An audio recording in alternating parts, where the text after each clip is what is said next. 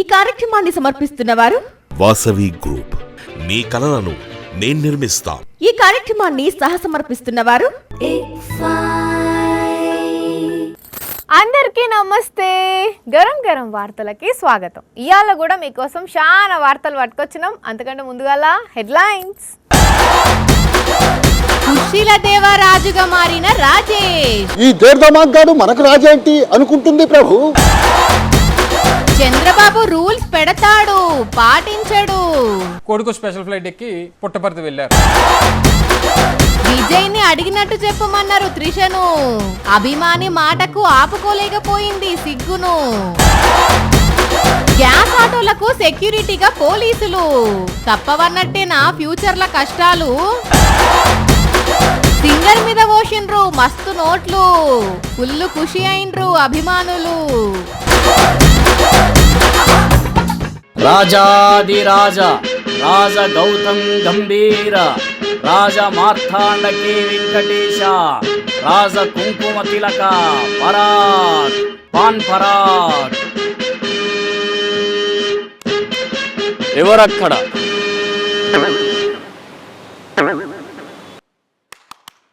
ఎవరక్కడ? ఎవరు లేరా? ఎవరు లేరా?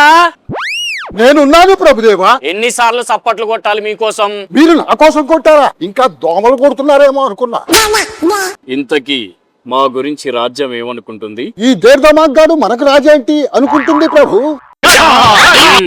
నేనన్నది ఆ రాజ్యం కాదు, మా ప్రేయసి రాజ్యం. రాజ్యం రాసిస్తానని ఆ రాజ్యాన్ని ఈ రాజ్యానికి తీసుకొచ్చారట. త్వరగా రాజ్యం రాసివ్వకపోతే తన రాజ్యానికి వెళ్ళిపోతానంటుంది రాజా. రాజ్యమా ఉలికి పడు.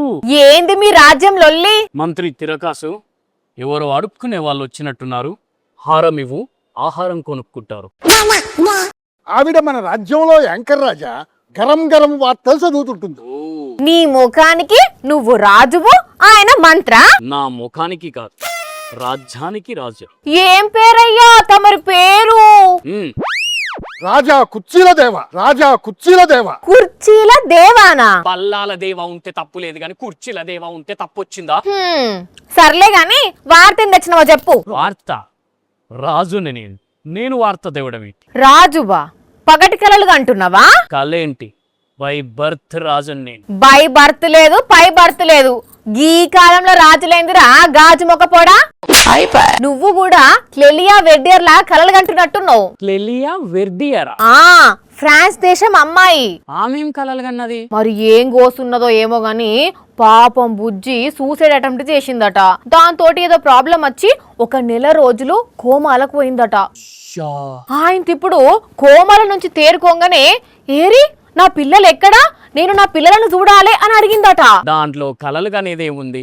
ఆమె పిల్లల్ని ఆమె చూడాలనుకుంది, అంతే కదా. అసలు ఆమెకు పెళ్ళైతే కదా. అదే కదా 19 ఏళ్ళట అమ్మాయికి. గంతే కోమాలున్నప్పుడు పెళ్ళై 3 పిల్లలను కన్నట్టు. వాళ్ళకు మిలా, మైల్స్, మైలీ అనే పేర్లు పెట్టినట్టు. ముగ్గుట్లా ఒకరు జీవించినట్టు కలగన్నదట. అందుకే కోలుకోగానే అడిగింది ఇట్లా. ఆవిడంటే కోమాలోకి వెళ్ళి కలలు కనింది, కానీ నేను కోమాలో లేను కదా. అంటే నేను రాజునన్నది నిజమే కదా. అసలు నువ్వు నిద్రలకేంచి లేస్తే కదరా తింగరోడా. ఇంకా కలల్నే ఉన్నావు, కలల్నే నాతోటి మాట్లాడుతున్నావు. లే గాడిది.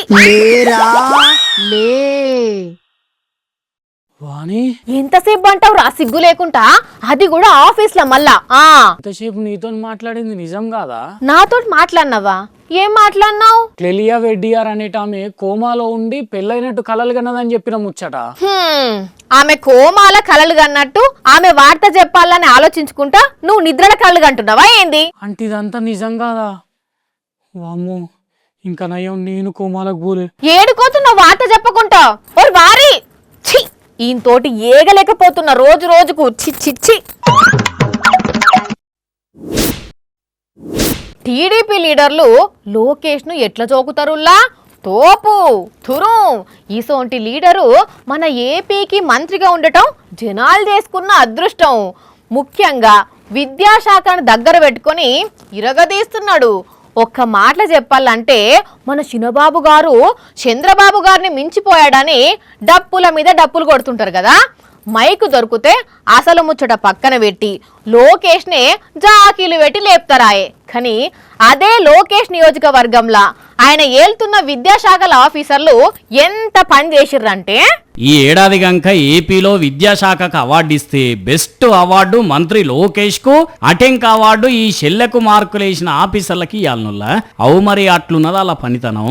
చెప్పురా షెల్లే, నువ్వు ఇంటర్ పరీక్షలు రాస్తే ఏమైందో, నీకెన్ని మార్కులు వచ్చినాయో? అన్నిట్లో మంచి మార్క్స్ వచ్చినాయి. బాటనీలో మటుకి 5 వచ్చినాయి. రీవెరిఫికేషన్ పెట్టుకున్నాక 60 వచ్చినాయి. వచ్చినాయి అన్నాలం పాడుగాను. ఇన్నారులా ఎంత మోసం జరిగిందో.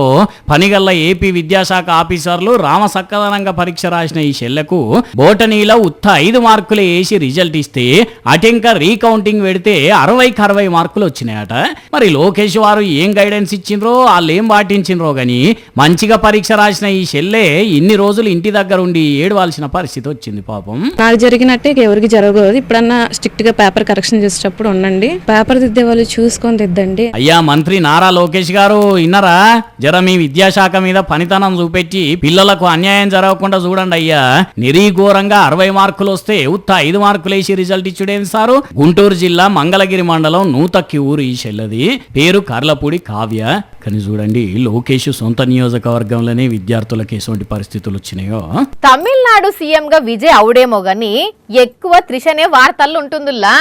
టీవీకే పార్టీ గెలుసుడుతోనే త్రిష విజయ్ వాళ్ళ ఇంటికి పోయి కంగ్రాట్స్ చెప్పి ప్రసాదం కూడా ఇచ్చింది కదా. అటు ఇంకా ప్రమాణ స్వీకారం రోజు కూడా సెంటర్ ఆఫ్ అట్రాక్షన్ గా నిలిచింది. అయితే ఇప్పుడు ముచ్చట ఏందనంటే, త్రిషను కలిసిన ఒక ఫ్యాను విజయ్ గురించి ఒక మాట అడుగుడుతోనే త్రిష మస్తు సిగ్గుపడ్డదుల్లా. అర్థమైంది అనుల్లా ఏందో ముచ్చట.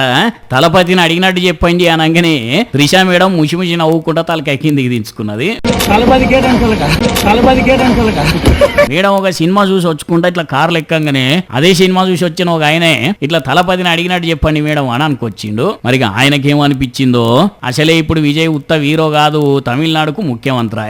ఆయనను ఎట్లా డైరెక్ట్ కలిసి బాగున్నారా సార్ అని అడగలేము. ఈ మేడం అయితే అంటే సార్ని కలుస్తున్నది, సార్ ఎంబడే తిరుగుతున్నది కాబట్టి మేడంకి చెప్తే మేడమే కన్వే చేస్తుంది నా ముచ్చట అనుకున్నాడో గాని మొత్తానికి ఇట్లా అడిగినట్టు చెప్పమన్నాడు. మరిగా మేడం పోయి విజయ్ సార్కి ఇట్లా నీ అభిమానం గల అడిగినట్టు చెప్పమన్నారు అని చెప్తుందో లేదో గాని ఇప్పుడైతే ఈ వీడియో ఇంటర్నెట్ లో ఏమన్నా వైరల్ అవుతున్నదా, బాబా షేర్లు వచ్చేది కొడుతున్నారు నెటిజన్లు. ఊరికి రోడ్ అవసరం ఉన్నా, గల్లీలో సిమెంట్ రోడ్లు కావాలన్నా జనాలు ఏం చేస్తారులా, సీదా ఎమ్మెల్యే కాడికి పోయి అప్లికేషన్ ఇస్తారు. ఒకవేళ చేయకుంటే 2వ సారి 3వ సారి 4వ సారి అడిగి ఊకుంటారు. ఇక ఓట్లప్పుడు వచ్చి దండం పెట్టి అడిగితే నిగ్గదీసి అడుగుతారు. అయినా కూడా ఒకవేళ అదే ఎమ్మెల్యే గెలిస్తే పోస్తే ఓషిండు లేకుంటే లేదని ఆఖరి ప్రయత్నంగా ధర్నాలు చేస్తారు కదా. కానీ ఇక్కడ ఏం చేసిరో తెలుసునా? చెత్త తక్లీఫ్ లేకుండా చూడమని చేతులు పట్టుకుంటే ఉద్దర మాటలు చెప్పి ఊదర ఒడుతున్నాడు తప్ప ఈ సమెత్తు పని చేస్తలేడని ఇసుగొచ్చి ఎమ్మెల్యే ఇంటి ముంగట్నే చెత్త పోసిపోయిండ్రు బీహార్ రాష్ట్రంలో ఈ పబ్లిక్.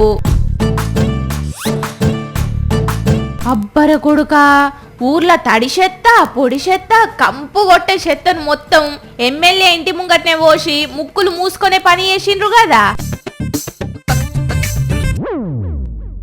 మోతిహారి నియోజకవర్గం ఎమ్మెల్యే ప్రమోద్ కుమార్ ఇల్లాట ఇది. ఓట్ల ముందు మాకు చెత్తలొల్లున్నదన్నారట. గెలిచినాక పోయి చాలా మాటలు కలిస్తే మీకెందుకు నేను చూసుకుంటా ఓన్రి అన్నారట.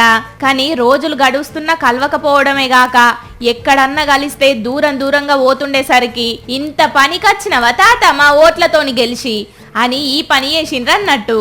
మరి ఇప్పటికైనా చెత్త తక్లీఫ్ తీరుస్తాడో, చెత్త పోసిపోయినోళ్ళ మీద కేసులు పెట్టిస్తాడో గాని ఇప్పుడు ఈ వీడియో సోషల్ మీడియంలా మస్త్ అంటే మస్తు వైరల్ అవుతున్నది. పెద్ద లీడర్లకు, కేంద్ర మంత్రులకు, సీఎంలకు, ఎంపీలకు, ఎమ్మెల్యేలకు, ఎమ్మెల్సీలకు పోలీసులు ఫుల్ సెక్యూరిటీ ఇస్తారు. లీడర్ ఉన్న కారుకు ముంగట పోలీస్ సెక్యూరిటీ ఉంటది, వెనకంగా కూడా సెక్యూరిటీ వస్తారు. చీమ చిటుక్కుమన్నా అలర్ట్ అవుతారు, ఇబ్బంది లేకుండా చూస్తారు. మనం కూడా చూస్తున్నాం కదా. అయితే ఈడ మాత్రం ఎవరికి సెక్యూరిటీ ఇచ్చిరో చూస్తే అమ్మ బాబోయ్ అంటారు పక్కా. ఇదేం తమాషానండి, పెద్ద లీడర్లకు సెక్యూరిటీ అన్నారు, తీరా చూస్తేనేమో 3 ఆటోలకు పోలీసులు ముంగట వెనకంగా సెక్యూరిటీ పోతుండ్రు. ఇంతకు ఆటోల్లో ఎవరు కూర్చున్నారంటే ఓ వీడియో ఎడిటర్ అన్న జూమ్ పెట్టవే, మన గరం గరం ప్రేక్షకులు ఆ ఇచ్చంత్రాన్ని చూస్తారట. అని అంటున్నారా? మరి అనాల్సిందే. పోలీసులు సెక్యూరిటీ పోయేది ఈ గ్యాస్ బొండాల కోసమే. యుద్ధం చేయంగా గ్యాస్ బుడ్లు షార్టేజ్ అయి జనాలు చుక్కలు చూస్తున్నారు కదా. ఇదే టైంలా దొంగతనాలు కూడా జరుగుతుండేసరికి అదంతా దృష్టిలో పెట్టుకొని ఈ గ్యాస్ బొండాలు దొంగల పాలు కాకుండా పోలీసులు సెక్యూరిటీ ఇచ్చిండ్రన్నట్టు. మైబాద్ జిల్లా నరసింహులపేట మండలంకెళ్లి దంతాలపల్లి మండలానికి భారీ పోలీస్ బందోబస్తుతోని పోతుంటే కెమెరాకు చిక్కింది. కానీ చూడుండ్రి, బయటి దేశాల్లో యుద్ధం చేయంగా ఎటువంటి ముచ్చట్లు చూడాల్సి వచ్చిందో. గ్యాస్ బుడ్లకు సెక్యూరిటీ వచ్చిన పరిస్థితులు కూడా కనబడుతున్నాయంటే ఇక రాను ఎటువంటి కష్టాలు కనబడతాయో గాని ఈ ఇచ్చంత్రాన్ని చూసి జనాలు పరిశాన్ అవ్వడే గాక ఎసొంటి పరిస్థితి వచ్చారా అని నెత్తి గొక్కుంటున్నారు. మనిషికి చెమటలు పడితే తడిచిపోతాడు, లేకుంటే వర్షం వస్తే తడుస్తారు, ఇంత తానం చేస్తే తడుస్తారు. ఇక ఇవన్నీ కాకుంటే ఎవ్వలన్నా పెయ్యి మీద బకెట్తో నీళ్లు గుప్పితే తడిచిపోతారు. ఏది ఎట్లయినా మనిషి మీద నీళ్లు పోస్తేనే తడుస్తారు కదా. కానీ ఇక్కడ ఒకరు డబ్బులతో తడిచిపోయిండు. కాదు మునిగిపోయిండు. నిజం. ఓ డబ్బులు, ఓ డబ్బులు, ఓ డబ్బులు.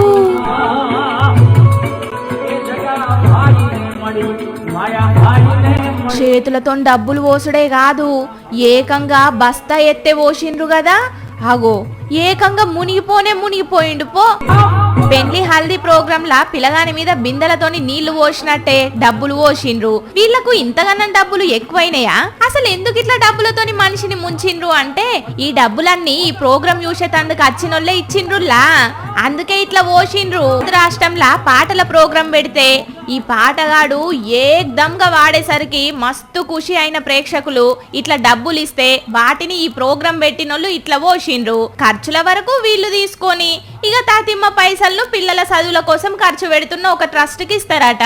కానీ డబ్బులను ఇట్లా తానం చేయించుడైతే మస్తు ఇచ్చంత్రంగా ఉన్నదిలే. కొందరేమో వాళ్ళకు అక్కడ ఇట్లా వేయడం ఆచారం అంటుంటే, ఇంకొందరేమో పైసలతోని ఇవే మాటలని మెసేజ్లు పెడుతున్నారు. కొందరు ఉంటారులా ఎవ్వరి మాటినరు, ఎవ్వరిని పట్టించుకోరు. మేం పోయేదే రహదారి అన్నట్టు ఫీల్ అవుతారు. అటు వద్దురా అంటే ఏమైతుందని వద్దన్న పనే ఎక్కువ చేస్తారు. చూస్తున్నాం కదా. అయితే ఇక్కడ మాత్రం ఒకరు ఏం చేసిర్రో చూస్తే ముందుగల నవ్వుకొని హఠంగా తిడతారు పక్క. నీ ఏషాలో ఏం పని చేస్తేవి, ఎంత పని చేస్తేవిరా వారే. అది ఆడెళ్తది, ఆడగదులుతుంది. ఆగో పడతావురా అయ్యా నీ బుర్ర గుంజుడు సల్లగుండా. కొత్త రోడ్డు పోస్తే నాకేంది, నేను పోవాలి కాబట్టి పోతున్నా, ఇదే నా దారి, ఈడికెళ్ళి తప్పితే ఇంకో దారి లేదు అనుకుంటా పోయిండో. ఆయనతో రోడ్డు ఖరాబ్ చేయాలన్న కుళ్ళు బుద్ధితోనే పోయిండో. మొత్తంగా రోడ్డు ఆరిపోయింది, ఇప్పుడు ఓతే ఏమైతుంది అనుకుంటా పోయిండో గాని సక్కదనాల రోడ్డును ఖరాబ్ చేసిండు. మరి ఎట్లా బయటకు వచ్చిండో ఈ గల్లోళ్ళు ఏ రేంజ్లో తిట్లు అందుకున్నారో గాని పోయాక గవర్నమెంట్ రోడ్డు పోస్తే తెలివి తక్కువతనంతో గింత కథ చేసిండు. మరి ఒకవేళ ఈ ఇళ్ళ గల్లికి కాకుండా ఈడ రోడ్డు పోసిండని కళ్ళ నిప్పులు పోసుకున్నాడో అసలు ఏం జరిగిందో గాని మొత్తానికైతే రోడ్డును రచ్చ చేసి ఇడిచిపెట్టిండు. ఇగో గిట్లుంటారు కొందరు, ఎన్ని చూస్తలేము. దాంట్లో ఈ మోతెవరొకడు. ఏపీ సర్కార్ పనితనం ఎట్లున్నదో, మోడీ సార్ చెప్పిన పొదుపు మాటను ఈ సర్కారు ఎంతవరకు పాటిస్తుందో ఒక్కసారి గుడివాడ అమర్నాథ్ సార్తో మాట్లాడి తెలుసుకుందాం. సార్ నమస్తే. ఏపీ సర్కార్ పొదుపు ఎట్లున్నదంటారు? నిన్న కేబినెట్ సమావేశం అయింది. అవునవును, కేబినెట్ మీటింగ్ పెట్టుకొని పొదుపు గురించే మాట్లాడిరట కదా. అందులో భాగంగా నిన్న వారు ఏం చెప్పారంటే, ఏం చెప్పారు సారు? ప్రభుత్వ పెద్దలు అంటే ముఖ్యమంత్రి గారి దగ్గర నుంచి, ముఖ్యమంత్రి గారి తర్వాత ఉన్నటువంటి ఉప ముఖ్యమంత్రి గారి దగ్గర నుంచి, కేబినెట్ మంత్రుల దగ్గర నుంచి మా తాలూకా ఖర్చుల్ని తగ్గించబోతున్నాం. స్పెషల్ ఫ్లైట్ లో తిరిగేటువంటి కార్యక్రమాలు లేదా మా కాన్వాయ్ లో ఉన్నటువంటి వాహనాలు కుదించడం గాని. మంత్రి పార్థసారథి సారు అదే మాట చెప్పిండు. గొప్ప నిర్ణయం తీసుకున్నారు ముఖ్యమంత్రి గారు. ఇంకా స్పెషల్ ఫ్లైట్ లో తిరగరు, రాష్ట్ర ఖజానాకి బోల్డ్ అంత డబ్బు మిగులుతుంది అనేటువంటి అభిప్రాయం చాలా మందిలో వ్యక్తమైంది. సింపుల్ గా ఉంటాం ఈ కాన్ నుంచి అంటే జనం ఎంతైనా మెచ్చుకోరైగా. కొడుకు స్పెషల్ ఫ్లైట్ ఎక్కి పుట్టపర్తి వెళ్లారు. అట్లెట్లా పోతాడు సారు? ముఖ్యమంత్రి అయినా మంత్రులైనా సరే స్పెషల్ ఫ్లైట్లు వాడొద్దు, కాన్వాయ్ తగ్గించుకోవాలని వాళ్ళే చెప్పారు కదా. పోనీ వెళ్ళింది ఏదన్నా కార్యక్రమంకి వెళ్ళాడంటే అక్కడ మళ్ళీ కొన్ని వందల వాహనాలని.